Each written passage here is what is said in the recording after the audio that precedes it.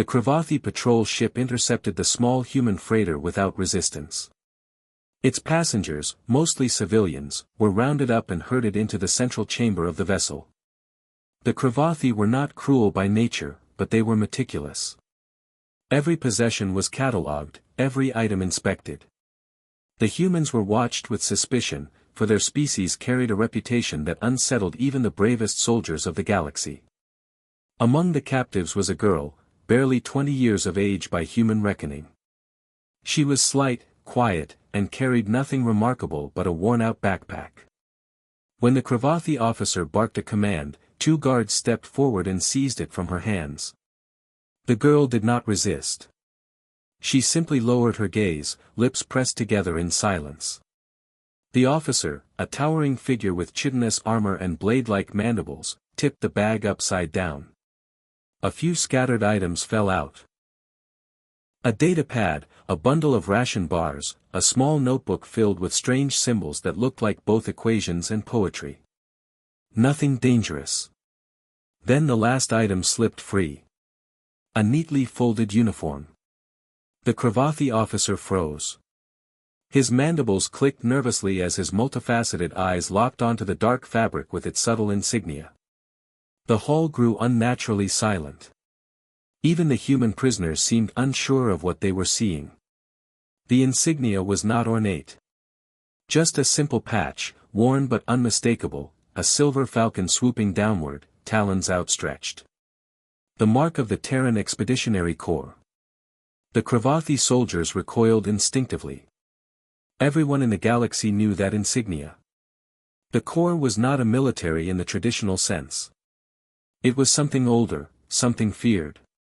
Whenever a war raged beyond human borders, the Corps appeared, not as conquerors, but as executioners of inevitability. Worlds burned, fleets vanished, empires ended. The girl remained silent, her expression unreadable.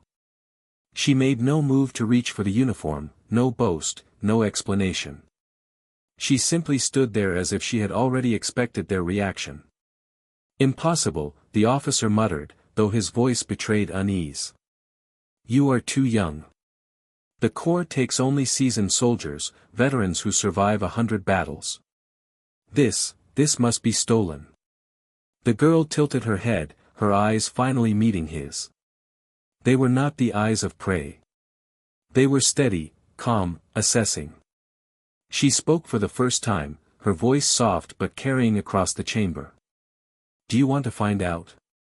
The Cravathi officer flinched.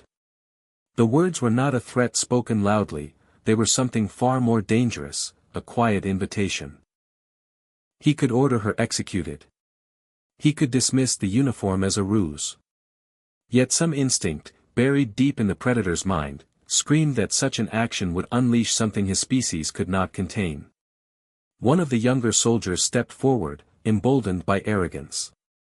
He lifted the uniform with a clawed hand, sneering. A piece of cloth cannot frighten the Cravathi dominion. But as he turned it, he revealed what was stitched on the inside lining, a row of names. Human names. Each carefully embroidered in dark thread. The list was long. Too long. Every Cravathi in the chamber knew what that meant. Those were the fallen, remembered in cloth, honored by those who survived. The Corps never carried uniforms without history. This was not just clothing. It was legacy, proof of battles fought, of comrades lost. The young soldier dropped the fabric as though it burned. His mandibles trembled, his pride evaporating in silence. The officer looked at the girl again. She had not moved, had not threatened, had not begged. And that terrified him more than any weapon could. For the first time in the long history of Cravathi raids, he gave an order none of his crew expected. Return her belongings, he commanded, his voice low. Release them all. Now. The soldiers hesitated, but the authority in his tone brooked no defiance. The backpack was shoved back into the girl's arms, the civilians were ushered toward the docking ramp, and not a single Cravathi dared to meet her gaze again. The girl walked calmly, blending once more into the line of refugees. She never unfolded the uniform, never explained, never claimed who she truly was. But as the freighter drifted free of the patrol ship, the Cravathi crew stood in uneasy silence, haunted by the insignia they had seen. Because they all knew one truth the galaxy never forgot. When a human carried that uniform, even folded and hidden in a backpack, it was not clothing. It was a warning.